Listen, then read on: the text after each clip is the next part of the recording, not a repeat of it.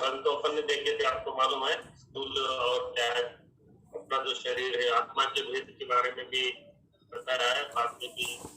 अतिवाही पुरुष या स्थूल चेतन पुरुष, कर्म पुरुष, चिकित्साधिक पुरुष, इसमें और आने वाला है ये रिपीट होने वाला।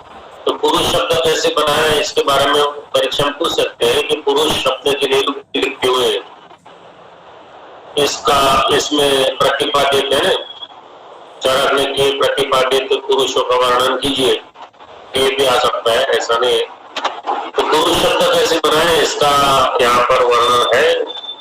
पूरी शेते पूरी शरीर शेते इति निष्पत्त्या यह आत्मा पुरुष शब्देन उच्यते।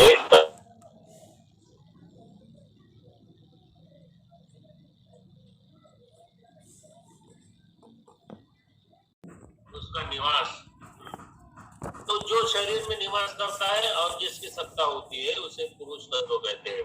आपको मालूम है पुरुष, यह अनुमान प्रमाण द्वारा यहाँ पर पूरी उसके लक्षण यहाँ पर दिखाई देते हैं। आत्मा एक द्रव्य है ये भी पता चलता है, जैसे आपको मालूम है उन्मेष निमेष है ना, कैसा कौन सा लक्षण है, जीवनम मनसो गति, आपको मालूम नहीं, पिछले क्लास में भी देखा है।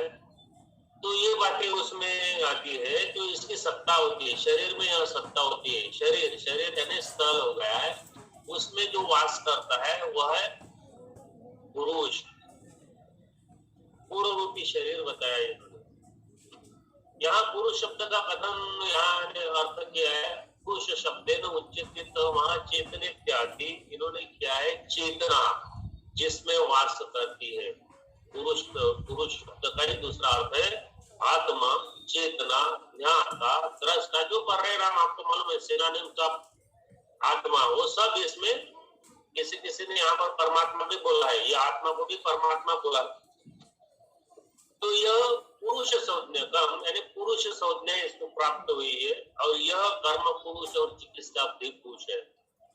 यही इसे भी, क्योंकि जो भी कर्म होते हैं इसके माध्यम से वो होते हैं, ये अगर से शरीर में नहीं रहता तो चेतनता की या ऊर्जा की या कोई हलचल शरीर में नहीं रहती, इसलिए ये होना जरूरी है, इसको पैरामीटर होना जरूरी है। तो जो भी जिंदा यानी सचेतन व्यक्ति के जो लक्षण दिखाई देते हैं, शरीर के लक्षण दिखाई देते हैं, वो इसके वजह से इसलिए कर्म पुरुष भी बोला है, इसके माध्यम से यह कर्म करवाता है। इसे चिकित्सा अधिकृत भी बोला है, क्योंकि चिकित्सा उसी व्यक्ति की जाती है जिसके शरीर में आत्मा निवास करता हो। अगर से किसी के शरीर से आत्मा अगर से निकल गई तो उसकी चिकित्सा नहीं करते हैं। कोई भी शव की या मुर्दे शरीर की, निर्जीव शरीर की चिकित्सा नहीं की जाती। चिकित्सा जो की जाती है वो सजीव चेतन व्यक्ति की जाती है जो जिंदा है। इसलिए चिकित्सा का अधिकृत जो पुरुष है वो चिकित्सा पुरुष बोला है। इस जैसे आपको मालूम है कि कोई भी पेशेंट अगर से आता है तो उसमें कोई ना कोई उसमें तकलीफ होती है, तो वो यहाँ पर आत्मा उसका निवास करता है उसके शरीर में, तभी वो आता है। उसके शरीर को पीड़ा होती है, आत्मा रूपी पीड़ा होती है, आत्मा उसके शरीर में जाता है, दृष्टा है, आपको मालूम है इसके परिणाम। तो यह यहाँ पर इसलिए इसको इसकी चिकित्सा की जाती है, इसलिए चिकित्सा देखो पुरुष बोला है। पुरुष की वजह से चिकित्सा नहीं करते, लेकिन चिकित्सा अधिकृत, चिकित्सा के अधीन रहने वाली जो शरीर शारीरिक तत्व है उसकी चिकित्सा की जाती है, क्योंकि उसमें अप्राकृतता आ जाती है, दोष उससे समुचना घटती है, दोष धातु प्रकोपित होते हैं, दूषित होते हैं और व्याधि उत्पन्न होते हैं। और मनुष्य को स्वस्थ रहने के हिसाब से यहाँ पर उसमें जो वो अस्वस्थ हो गया है या वो रोगी हो गया है तो उसका रोग दूर करना जरूरी होता है। वही चिकित्सा का अधिकृत व्यक्ति है, पुरुष है। इसलिए देखो अपने आगे में इन्होंने क्राइटेरिया बनाया है। पहले एक धातुआत्मक पुरुष एक ही है, उसमें देखो उन्होंने वर्णन किया है चेतना धातु अति एक स्मृत पुरुष संज्ञा कहा। चेतना धातु यहाँ पर देखो क्या बोला है, केवल चेतना है जिसमें आत्मा कोई पुरुष संज्ञा की है, तो जिसमें केवल एक ही तत्व होता है तो उसे यहाँ पर एक धात्वात्मक पुरुष बोलते हैं। यह चिकित्सा के लिए उपयोगी नहीं है, क्योंकि सिर्फ आत्मा है, यहाँ पर शरीर का वर्णन नहीं किया है। शरीर का वर्णन के एक धातु करके बताया है पुरुष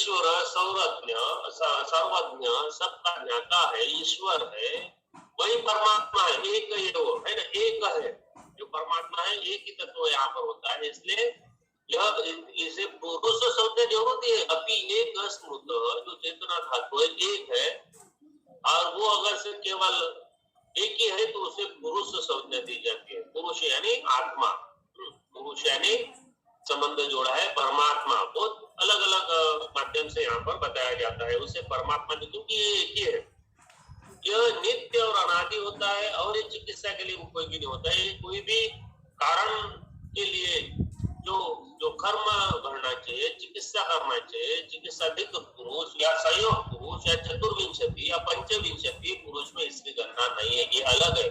ये केवल एक है, तो एक तत्व की या एक पुरुष की चिकित्सा नहीं की जा सकती है। वो इसलिए सुपर पावर है एक प्रकार की, वो परमात्मा बताया उसे। बाद में त्रिधात्वात्मक पुरुष, देखो तीन धातु से बना हुआ पुरुष, यानी तीन यहाँ पर तत्व दिखाई देंगे, इसे कर्म पुरुष भी बताया है जरक में। सत्वम आत्मा शरीरम च त्रयमेतत् त्रिदंडवत लोक तिष्ठति संयोगात् तत्र सर्व प्रतिष्ठितम्।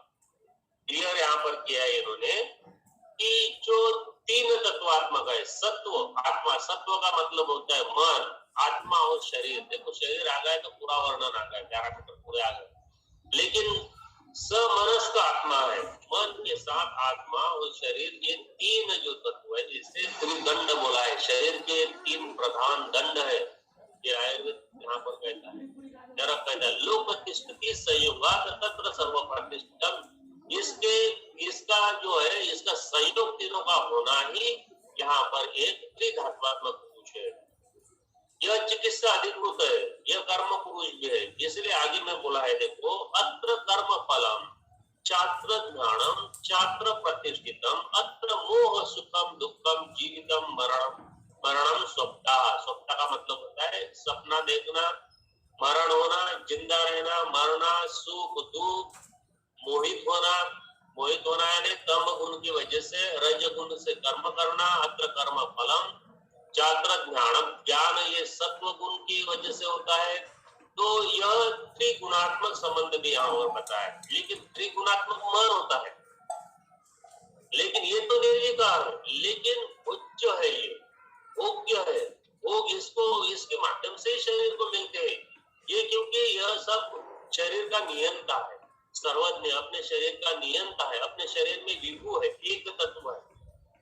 ये अगर से शरीर से निकल गया तो ये कुछ भी नहीं है, फिर इसकी चिकित्सा नहीं की जा सकती, क्योंकि मनुष्य मृतवत है, पार्थिव देह है मनुष्य का, पंचमहाभूतात्मक द्रव्य है, ना मन रहेगा उसमें ना शरीर रहेगा, लेकिन मन उसमें नहीं रहेगा, मन भी उससे निकल जाएगा, क्योंकि मन आत्मा के साथ ही अपना प्रकट करता है। आपको मालूम है जब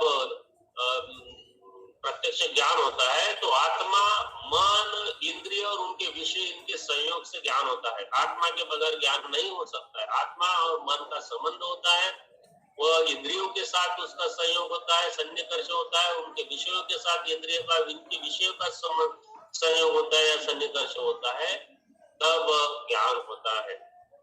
तो ये यहाँ पर बात है, लेकिन दिखाई कैसा देता है कि आत्मा ही सब कुछ कर रहा है, आत्मा ही सब कुछ कर रहा है, लेकिन इसलिए इसको कर्म पुरुष बोला है।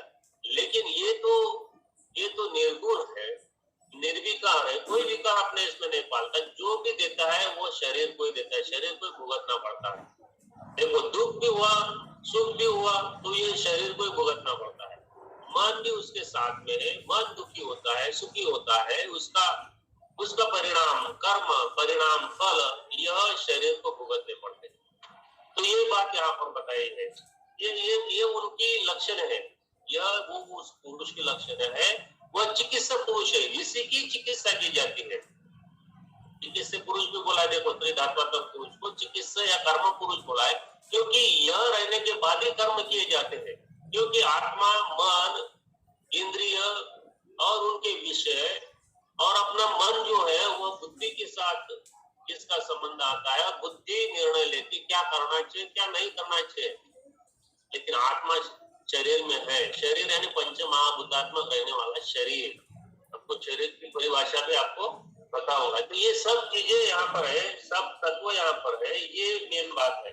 देखो इसमें और उन्होंने बताया, अत्र कर्म फलम चात्र ज्ञानम चात्र प्रतिष्ठितम अत्र मोह सुखम दुखम जीवित मरणम सब।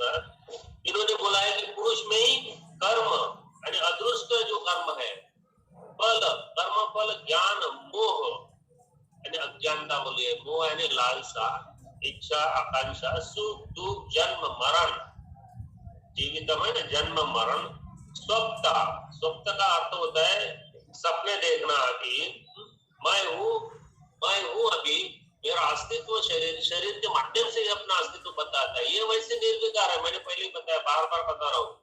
इस शरीर को यहाँ पर ऐसा लगता है यहाँ पर कि शरीर यह भोग्य है, भोज्य है, लेकिन आत्मा होने की वजह से है, तो इसलिए यहाँ पर संबंध बताया है। जीवात्मा देह के आश्रय से कर्म के फल को भोगता है। इनका कहना है जीवात्मा देह के आश्रय से कर्म के फल को भोगता है। आत्मा तो निर्विकार है, उसको सुख हुआ दुख कोई मतलब नहीं है। शरीर है यहाँ पर जो भी यहाँ इन्होंने बताया है, जीवात्मा फल भोगता नहीं वैसे यहाँ पर बताया है, लेकिन यह कर्म का और उसको जीवात्मा अस्तित्व उसका रहता है शरीर में, वो नियंता है, वो वहां पर उसका अधिष्ठाता है, अपने शरीर के पूरे अधिष्ठाता है। अपने को ऐसा लगता है कि उसको सब भुगतना पड़ता है, लेकिन वह शरीर को मन को भुगतना पड़ता है, ना कि आत्मा को, क्योंकि आत्मा अभिप्रेत है, उसमें कर्म इसके माध्यम से घट जाते, क्योंकि यह बिना साधन के इंद्रिय के यह शरीर में कर्म नहीं करता है, जो उपस्थित नहीं रहता है। इसलिए इसे कर्म पुरुष या चिकित्सा पुरुष का है। चिकित्सा पुरुष यानी चिकित्सा अधिकृत पुरुष बोलते हैं।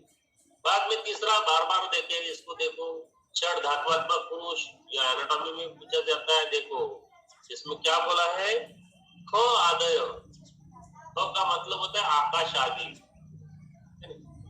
खादय का मतलब आकाश आदि, आकाश वायु जल पृथ्वी तेज, ये 5 महाभूत इन्होंने बताया।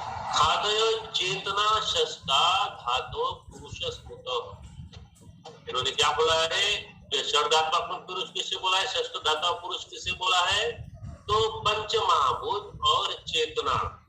पंच महाभूत यानी पंच महाभूतात्मक रहने वाला शरीर, लेकिन इन्होंने बताया यहाँ पर पंच महाभूत और आत्मा।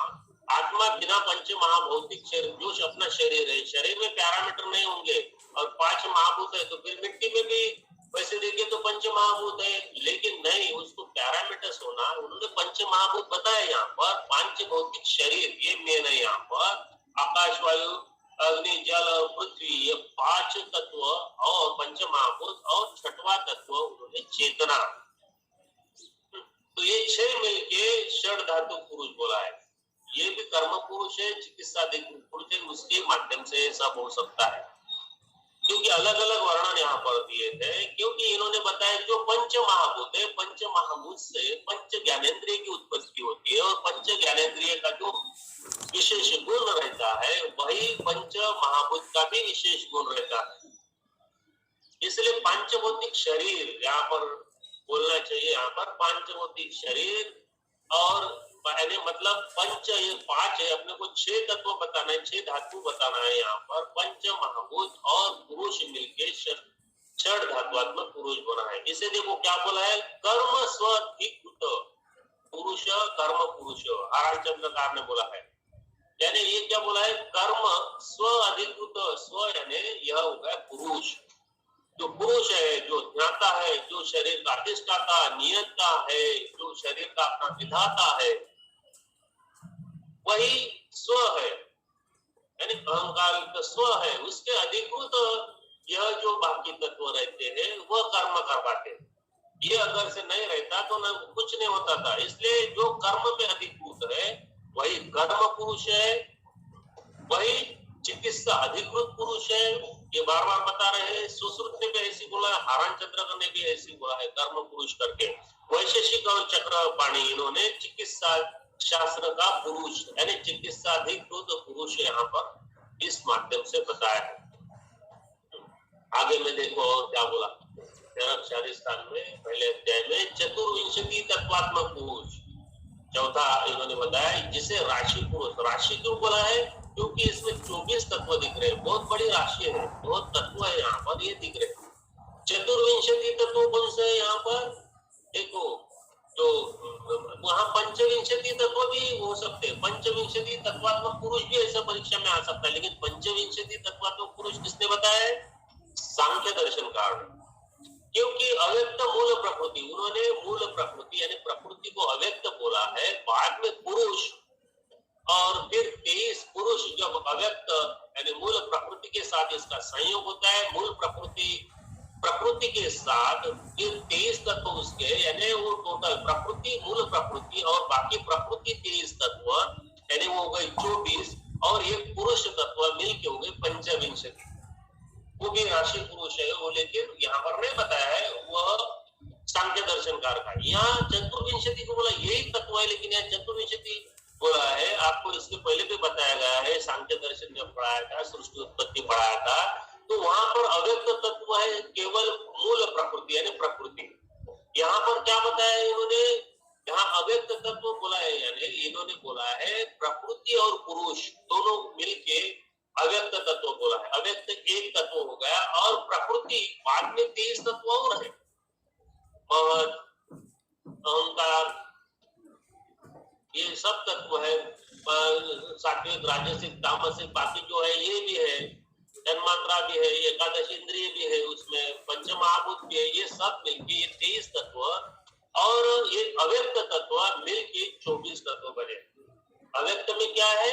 प्रकृति और पुरुष, यह दो तत्व मिलकर यह अव्यक्त तत्व बना है, जो व्यक्त पूरा नहीं हुआ है। जब सृष्टि की उत्पत्ति होती है पूरी, तब भी व्यक्त होता है, यानी पुरुष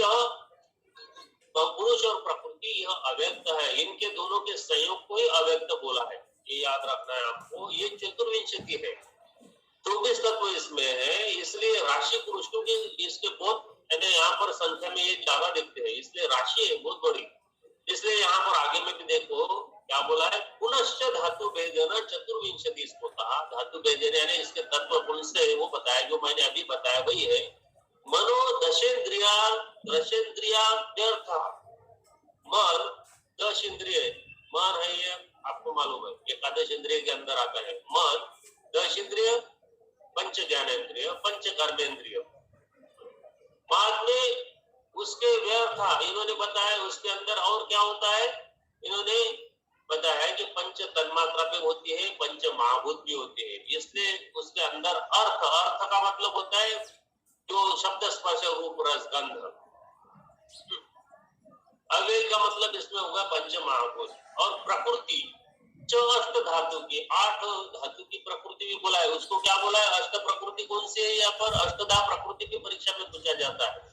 जो अष्टांग हृदय में आपको मौलिक सिद्धांत का एक पाठ है, मौलिक सिद्धांत में अष्टधा प्रकृति, सप्त प्रकृति नहीं बोलेंगे, अष्टधा प्रकृति। अष्टधा प्रकृति, अष्ट प्रकृति बोला तो झट से याद होने को ना आपको चरक चारिस्तान या चरक संहिता और सुश्रुत संहिता में वर्णन है। इसमें क्या है? अष्टधा प्रकृति क्या है? देखो, अव्यक्त, महत, अहंकार और पंचमहाभूत, यह चरकाचार्य ने बताया, और सुश्रुताचार्य ने अव्यक्त, महत, अहंकार और पंच तन्मात्रा, याद रखो पंच तन्मात्रा, ऐसे अष्टधा प्रकृति बताया। अष्ट प्रकार की प्रकृति करके उन्होंने वहां पर बताया है, ये याद रहने वाला है। देखो कहीं लेकिन पंच तन्मात्रा ही बताते हैं पंच महाभूत की जगह, क्योंकि पंच तन्मात्रा से पंच महाभूत की उत्पत्ति होती है। महाभूत जो है स्थूल स्वरूप है, पंच तन्मात्रा जो है यह सूक्ष्म भूत है। मैंने इसके पहले भी बताया सूक्ष्म भूत, जिससे खादय करके बोला है वहां पर। तो ये अष्टधा प्रकृति है, अष्ट धातु बोलते, अष्ट प्रकृति बोलते, अष्टधा प्रकृति भी बोलते। चरक और सुश्रुत में थोड़ा फर्क है, याद रखना। ये 8 ही तत्व है, ये 8 तत्व उधर इस तरीके से नहीं बताया, उन्होंने सप्त प्रकृति बताया। वहां पर प्रकृति का अर्थ वहां पर किया है जो कारण है, कार्य का जो कारण है उसे प्रकृति का है। आपको मालूम है वहां सप्त प्रकृति विकृत आया, वो भी बताया। सप्त प्रकृति भी है और सप्त विकृति भी है, ये याद रखना है। जो किसी के कारण भी है और कार्य भी करती है, उसे वहां पर सांख्य दर्शनकार ने प्रकृति विकृत सप्ताह बताया, ये याद रखना। अष्टधा प्रकृति, अष्ट प्रकृति बोला तो यही याद रखना। समझ में है स्टूडेंट? याद रखना है। किसी ने बताओ समझ प्रकृति वो उधर मौलिक सिद्धांत में भी है आपको? Yes sir. याद रखना, अष्टधा प्रकृति यानी 8 जो चरक ने बताया और सुसुप्ताचार्य ने आयुर्वेद बोलो, वह सांख्य दर्शनकार ने नहीं बताया, याद रखना। इसमें अव्यक्त मेन है, अव्यक्त, महत, अहंकार और पंच तन्मात्रा, ये सुसुप्ताचार्य का मत है। अव्यक्त, महत, अहंकार और पंच महाभूत यह चरक का मत है, क्योंकि सर्वद्रव्यम पंच भौतिकम अस्मिन् अर्थे पंच महाभूत से सभी द्रव्यों की उत्पत्ति हो गई, ऐसा चरक कहता है, याद रखना। इसलिए अष्टधा प्रकृति 2 प्रकार से आप लिख सकते हैं, ऐसा कुछ नहीं। तो यही राशि पुरुष है, इसके द्वारा चिकित्सा की जा सकती है, ये है, याद रखना।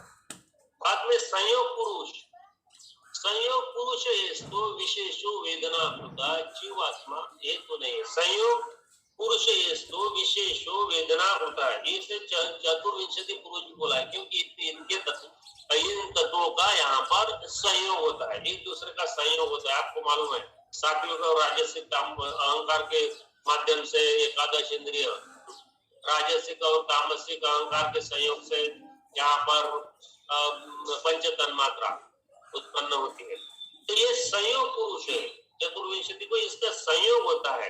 संयोग होता है तब वेदना भी होती है। वेदना 2 प्रकार की होती है, सुखकर वेदना और दुखकर, दोनों प्रकार की। आपको मालूम है जब छोटे बच्चे का जन्म होता है तब उसको बस देखो वो रोता है, लेकिन उसकी माँ ने ये अच्छा शगुन बताया कि वो रोना वो उसके लिए वो पहली बार यहाँ पर स्वयं के ऊपर वो उसको जिंदा रहने के लिए वो स्वयं सांस लेना शुरू करता है, माँ से अलग हो जाता है, तो स्वयं उसको फिर बाहर में आता है। वो तो इस सृष्टि में उसको तकलीफ होती है, वेदना होती है, उसको स्वयं सांस लेना पड़ता है जिंदा रहने के लिए, तो उसको कष्ट होते हैं, तो वो वेदना है, दुख कर वेदना उसको। लेकिन वह सुख कर वेदना नहीं है, उसके माँ के लिए, डॉक्टर के लिए वह सही सलामत है और जिंदा है, इसका भी एक सुख सौज्ञ भी प्राप्त होती है। यानी वेदना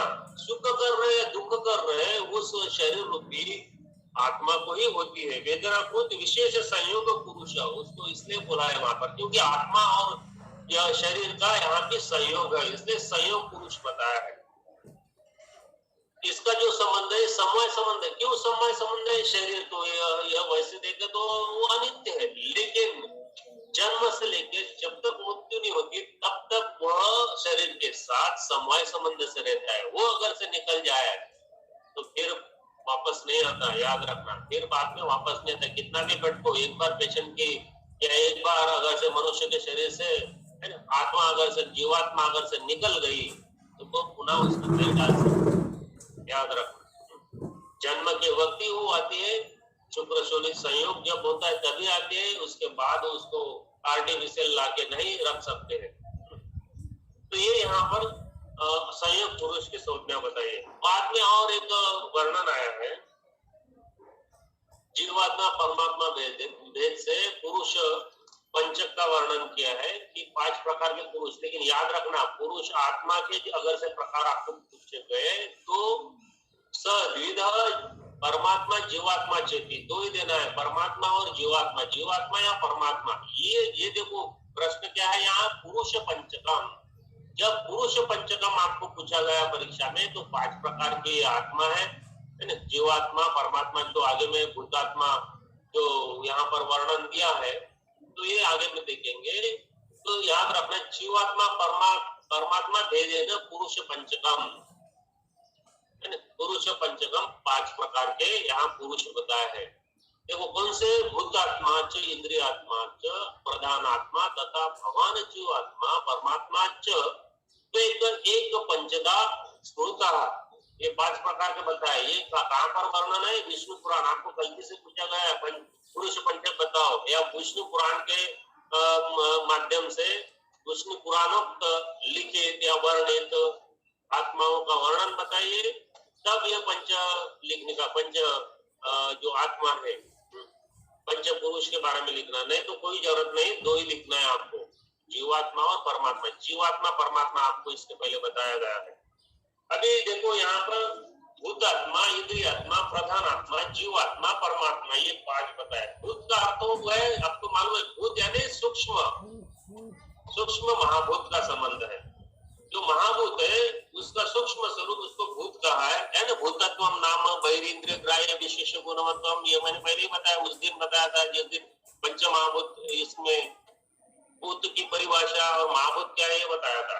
भूत, भूत का अर्थ होता है भूत दया प्रत्यान, मतलब प्राणियों का संबंध। भूत का अर्थ होता है पंच भौतिक, यानी जो सूक्ष्म स्वरूप है उसके साथ रहने वाला आत्मा।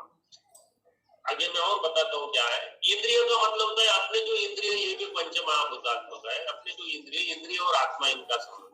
प्रधान आत्मा का मतलब होता है जो शरीर के अंदर उस व्यक्ति में, हर व्यक्ति में रहने वाला प्रधान आत्मा। जो जो जो भी क्रिएचर्स है, जैसे कोई पशु होगा, जानवर होगा या पंछी होगा, तो इनमें रहने वाला, कृमि कीटक इनमें रहने वाला आत्मा, उनके लिए वो प्रधान आत्मा है। जीवात्मा, हर जीव में रहने वाला जीवात्मा जो मनुष्य शरीर से संबंधित है। और परमात्मा मतलब ईश्वर, सर्वज्ञ, जो नित्य एक है, विभु है, जो सुपर पावर है, ये यानी सब उसमें विलीन होते हैं। ये चारों भी परमात्मा का अंश है, ये याद रखना है। तो भूतात्मा पंच महाभूत शरीर को धारण करने वाले आत्मा को, विधाता को, यह भूतात्मा कहते हैं।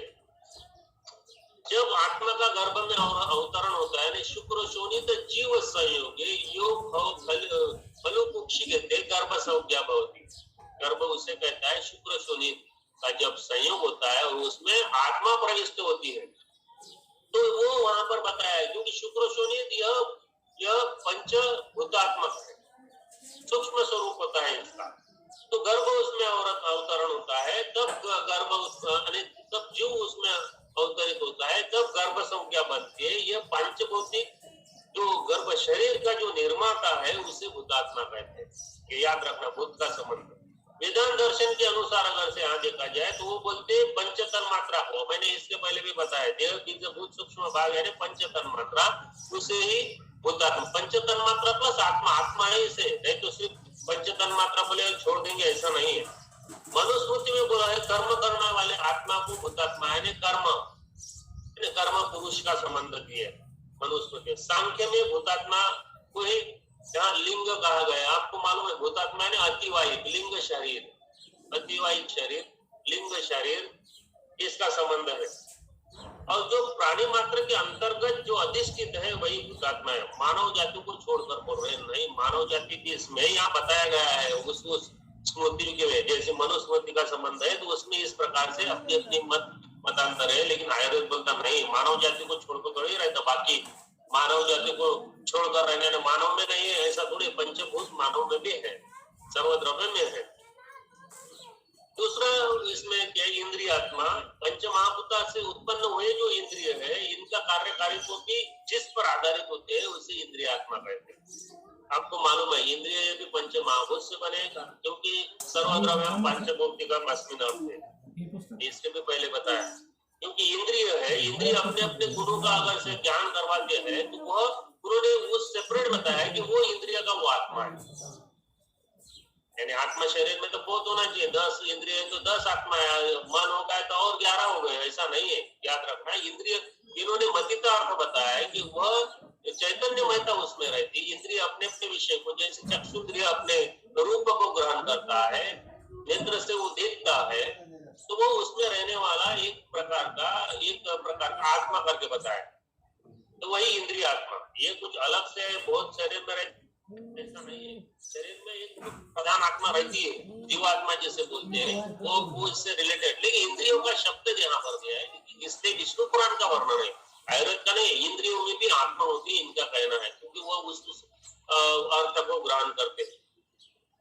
बाद में प्रधान आत्मा किसे कहेंगे, अपने शरीर में रहने वाला जो प्रधान, सर्वज्ञ, ज्ञाता, विधाता, उस शरीर में, प्रत्येक शरीर में रहने वाला जो एक प्रधान आत्मा रहती है, जिसके बगैर वो रह नहीं सकता। तो इन्होंने वर्णन के ये प्रधान है, सबसे यह उत्तम है, सबसे यह श्रेष्ठ है, पर है, परम श्रेष्ठ है, अपने शरीर के सबसे परम श्रेष्ठ है, ये इनका कहना है। इसने बोला कि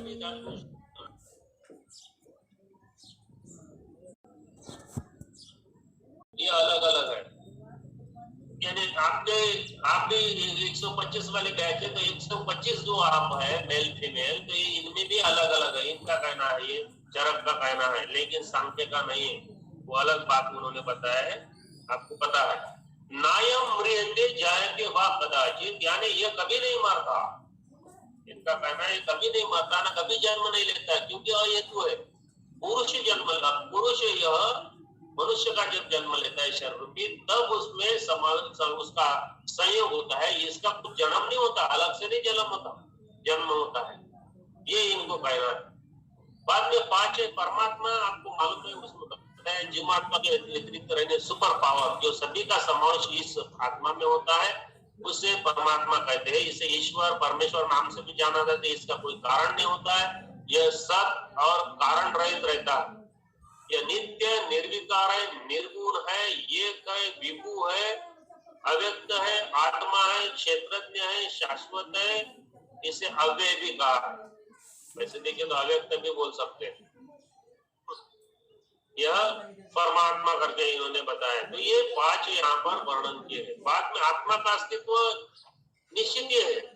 जो आस्तिकवाद दृष्टिकोण जिसको है, जो नास्तिकवाद को यहाँ तो इन्होंने जगह नहीं दी है। जो आस्तिकवादी है वही आत्मा का अस्तित्व मानते हैं, नहीं तो दूसरे नहीं मान सकते। आत्मा का अस्तित्व, जैसे मनुष्य जिंदा है तो उन्मेष निमेष होता है, जीवनम मनसोमति, आत्मा लक्षण जो होता है ये आत्मा के अस्तित्व के लक्षण है। मृत है तो आत्मा के लक्षण कुछ भी नहीं, हलचल कुछ भी नहीं होंगी। वो ना बात कर सकेगा, ना बोल सकेगा, ना नींद ले सकेगा, ना उसका हार्ट चालू होगा, हार्ट बीट चालू होंगे। तो ये आत्मा के अस्तित्व, ये अगर से उसमें सत्य शरीर में सत्य स्वरूप में है तो आत्मा का यह अस्तित्व है। कुछ इसमें दिया है किताब में, वो थोड़ा देख ले। मैं जो टिपिकल पॉइंट सिर्फ आपको यहाँ पर बता रहा हूँ। देह का अतिरिक्त आत्मज अस्तित्व, देह के अतिरिक्त भी आत्मा का अस्तित्व होता है, क्योंकि मनुष्य जब मृत्यु होती है तो एक शरीर छोड़ दूसरे शरीर में जाता है, और मनुष्य का जब जन्म होता है तब परमात्मा का कुछ अंश उस शरीर में आता है, और जहाँ पैरामीटर्स होते हैं, इसलिए दोनों में थोड़ा फर्क है।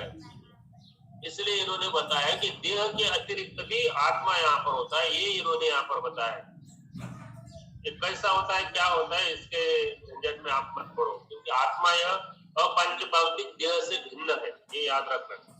आत्मा की ज्ञान प्रवृत्ति, ये मालूम है आत्मा को कैसा ज्ञान आता है, वैसा तो आत्मा निराकार है, लेकिन जो मन के द्वारा आत्मा यह जो है, यह नियंता है, यह विधाता है, यह शरीर का यानी प्रमुख यहाँ पर प्रमुख तत्व है। तो इसलिए आत्माज्ञ करणे योगात ज्ञानम त्वस्य प्रवर्तते, यानी आत्मा मन के इंद्रिय और विषय इनके संयोग से यहाँ पर ज्ञान होता है। लेकिन ये आत्मा को ज्ञान होता है ऐसा लगता है, आत्मा भोज्य है ऐसा यहाँ पर लगता है शरीर की अस्तित्व में। बार बार मैंने बताया, ये थोड़ा आप पढ़ लो। और आप ज्ञान कैसा होता है, आत्मा मनसा संयुक्त मन इंद्रिय अर्थ है ना तत्व ज्ञानम, ये मैंने इसके पहले भी बताया। बाकी तैतरीय उपनिषद क्या बोलते हैं, तस्मात् आत्मन आकाश संभूता। ये देखो आत्मा द्रव्य का आयुर्वेद में क्या महत्व है, इसके माध्यम से यहाँ पर बताया है। ये मैं अभी जरा वक्त हो गया तो थोड़ा सा शॉर्ट में बताता हूँ, क्योंकि अगले इसमें मन को देखेंगे, थोड़ा नहीं आपको समझ में आए तो मैं ये आप पढ़ लेना।